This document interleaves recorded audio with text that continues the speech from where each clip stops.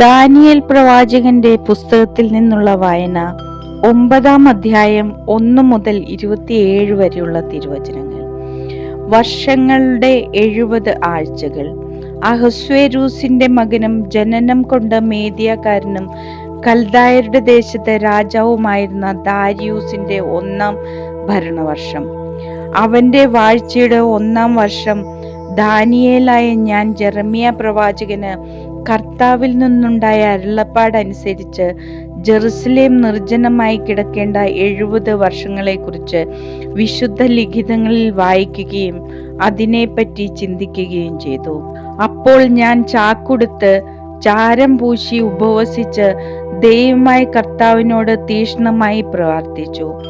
ദൈവമായ കർത്താവിനോട് ഞാൻ പ്രാർത്ഥിക്കുകയും ഏറ്റുപറയുകയും ചെയ്തു, കർത്താവേ, അങ്ങയെ സ്നേഹിക്കുകയും അങ്ങയുടെ കൽപ്പനകൾ പാലിക്കുകയും ചെയ്യുന്നവരുമായി ഉടമ്പടി പാലിക്കുകയും അവരെ നിത്യമായി സ്നേഹിക്കുകയും ചെയ്യുന്നവരുടെ ഉന്നതനും ഭീതിതനുമായ ദൈവമേ, ഞങ്ങൾ അങ്ങയുടെ കൽപ്പനകളിലും ചട്ടങ്ങളിലും നിന്ന് അകന്ന് അകൃത്യങ്ങളും അപരാധങ്ങളും ചെയ്യുകയും ദുഷ്ടതയോടെ വർത്തിക്കുകയും അങ്ങയെ ധിക്കരിക്കുകയും ചെയ്തു. ഞങ്ങളുടെ രാജാക്കന്മാരോടും പ്രഭുക്കന്മാരോടും പിതാക്കന്മാരോടും ദേശത്തെ ജനത്തോടും അങ്ങയുടെ നാമത്തിൽ സംസാരിച്ച അങ്ങയുടെ ദാസന്മാരായ പ്രവാചകന്മാരുടെ വാക്ക് ഞങ്ങൾ ചെവിക്കൊണ്ടില്ല. കർത്താവേ, നീതി അങ്ങയുടേതാണ്.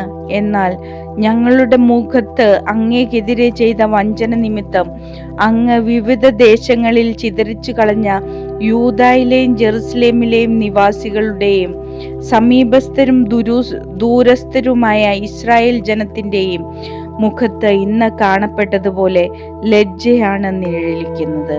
കർത്താവെ, അങ്ങേക്കെതിരായി പാപം ചെയ്തതിനാൽ ഞങ്ങളും ഞങ്ങളുടെ രാജാക്കന്മാരും പ്രഭുക്കന്മാരും പിതാക്കന്മാരും ലജ്ജിതരാണ്. ഞങ്ങളുടെ ദൈവമായ കർത്താവെ, കാരുണ്യവും പാപമോചനവും അങ്ങയുടേതാണ്. എന്നാൽ ഞങ്ങൾ അങ്ങയോട് മത്സരിച്ചു. ഞങ്ങളുടെ ദൈവമായ കർത്താവിന്റെ സ്വരം ഞങ്ങൾ ചെവിക്കൊണ്ടില്ല. അവിടുന്ന് തന്റെ ദാസന്മാരായ പ്രവാചകന്മാർ വഴി ഞങ്ങൾക്ക് നൽകിയ നിയമം ഞങ്ങൾ അനുസരിച്ചില്ല. ഇസ്രായേൽ ജനം മുഴുവൻ അങ്ങയുടെ നിയമം ലംഘിച്ച് അങ്ങയുടെ സ്വരം ശ്രവിക്കാതെ വഴിതെറ്റിപ്പോയി. ഞങ്ങൾ അവിടത്തേക്കെതിരായി പാപം ചെയ്തതിനാൽ ദൈവത്തിന്റെ ദാസനായ മോശയുടെ നിയമത്തിൽ എഴുതപ്പെട്ടിരിക്കുന്ന ശാപവും ശിക്ഷയും ഞങ്ങളുടെ മേൽ ചൊരിയപ്പെട്ടിരിക്കുന്നു. ഞങ്ങൾക്കും ഞങ്ങളുടെ ഭരണാധികാരികൾക്കും എതിരെ അവിടുന്ന് സംസാരിച്ച വാക്ക് ഞങ്ങളുടെ മേൽ വിനാശം വരുത്തിക്കൊണ്ട് അങ്ങ് നിറവേറ്റിയിരിക്കുന്നു. ജെറുസലേമിന് സംഭവിച്ചതുപോലുള്ള നാശം ആകാശത്തിന് കീഴിൽ മറ്റൊരിടത്തും സംഭവിച്ചിട്ടില്ല. മോശയുടെ നിയമത്തിൽ എഴുതപ്പെട്ടിരിക്കുന്നത് പോലെ ഈ വിനാശം ഞങ്ങളുടെ മേൽ പതിച്ചു. എന്നിട്ടും അങ്ങയുടെ സത്യം ശ്രവിച്ച് അകൃത്യങ്ങളിൽ നിന്ന് പിന്തിരിഞ്ഞ് അങ്ങയുടെ കാരുണ്യത്തിന് വേണ്ടി ഞങ്ങൾ യാചിച്ചില്ല. അതുകൊണ്ട് കർത്താവ് ഉചിതമായ സമയത്ത് ഞങ്ങളുടെ മേൽ വിനാശം വരുത്തി. എന്തെന്നാൽ ഞങ്ങളുടെ ദൈവമായ കർത്താവ് താൻ ചെയ്യുന്ന എല്ലാ കാര്യങ്ങളിലും നീതിമാനാണ്. ഞങ്ങളോ അവിടുത്തെ സ്വരം അനുസരിച്ചില്ല. ഞങ്ങളുടെ ദൈവമായ കർത്താവെ, അങ്ങ് ശക്തമായ കരത്താൽ ഞങ്ങളെ ഈജിപ്തിൽ നിന്ന് മോചിപ്പിച്ച് അങ്ങയുടെ നാമത്തെ മഹത്വപൂർണമാക്കി. അങ്ങയുടെ ശക്തി ഇന്നും അനുസ്മരിക്കുന്നു. എന്നാൽ ഞങ്ങൾ പാപം ചെയ്യുകയും ദുഷ്ടത പ്രവർത്തിക്കുകയും ചെയ്തു.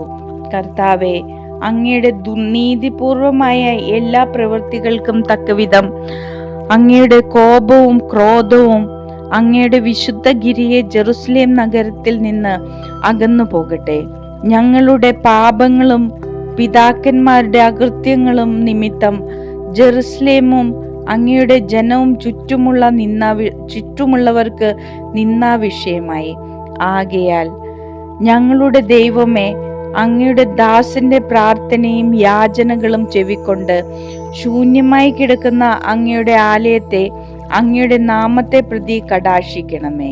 എന്റെ ദൈവമേ, അങ്ങ് ചെവി ചായിച്ച് കേൾക്കണമേ. അങ്ങയുടെ കണ്ണുകൾ തുറന്ന് ഞങ്ങളുടെ നാശങ്ങളെയും അങ്ങയുടെ നാമം വഹിക്കുന്ന നഗരത്തെയും കടാക്ഷിക്കണമേ. ഞങ്ങളുടെ യാചനകൾ അങ്ങയുടെ മുൻപിൽ സമർപ്പിക്കുന്നത് ഞങ്ങളുടെ നീതിയിലല്ല, അങ്ങയുടെ മഹത്തായ കാരുണ്യത്തിൽ മാത്രം ആശ്രയിച്ചുകൊണ്ടാണ്. കർത്താവെ ശ്രവിക്കണമേ, കർത്താവെ ക്ഷമിക്കണമേ, കർത്താവെ ചെവിക്കൊള്ളുകയും പ്രവർത്തിക്കുകയും ചെയ്യണമേ. എൻ്റെ ദൈവമേ, അങ്ങയുടെ നാമത്തെ പ്രതി വൈകരുതേ. എന്തെന്നാൽ അങ്ങയുടെ നഗരവും ജനവും അങ്ങയുടെ നാമമാണല്ലോ വഹിക്കുന്നത്. എൻ്റെ ദൈവമായ കർത്താവിൻ്റെ സന്നിധിയിൽ എൻ്റെ ദൈവത്തിൻ്റെ വിശുദ്ധഗിരിക്കു വേണ്ടി എൻ്റെയും എൻ്റെ ജനമായ ഇസ്രായേലിൻ്റെയും പാപങ്ങൾ ഏറ്റുപറഞ്ഞ് ഞാൻ പ്രാർത്ഥിക്കുകയും യാചന അർപ്പിക്കുകയും ചെയ്തു. അപ്പോൾ ആദ്യം ദർശനത്തിൽ ഞാൻ കണ്ട ഗബ്രിയേൽ സായാഹ്ന ബലിയുടെ സമയത്ത് എൻ്റെ അടുത്തേക്ക് പറന്നു വന്നു. അവൻ എന്നോട് പറഞ്ഞു, ദാനിയേലേ, നിനക്ക് ജ്ഞാനവും അറിവും നൽകാൻ ഞാൻ വന്നിരിക്കുന്നു. നിന്റെ യാചനകളുടെ ആരംഭത്തിൽ തന്നെ ഒരു വചനമുണ്ടായി, അത് നിന്നെ അറിയിക്കാൻ ഞാൻ വന്നിരിക്കുന്നു. അവിടുന്ന് നിന്നെ അത്യധികം സ്നേഹിക്കുന്നു. ആ വചനം കേട്ട് ദർശനം ഗ്രഹിച്ചു കൊള്ളുക.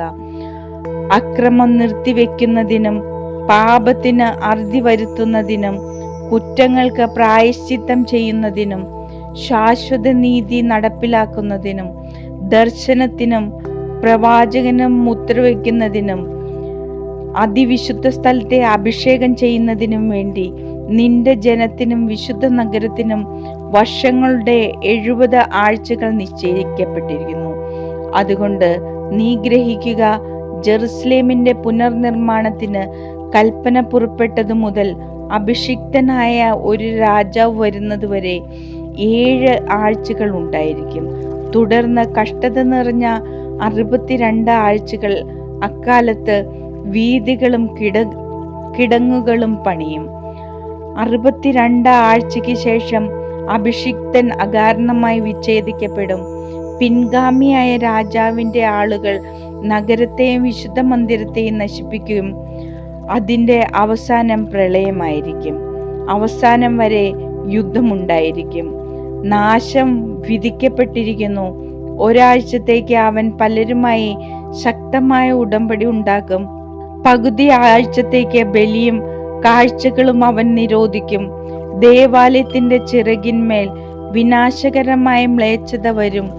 ദൈവമൊരുക്കിയ വിധി വിനാശകന്റെ മേൽ പതിക്കുന്നതുവരെ അത് അവിടെ നിൽക്കും.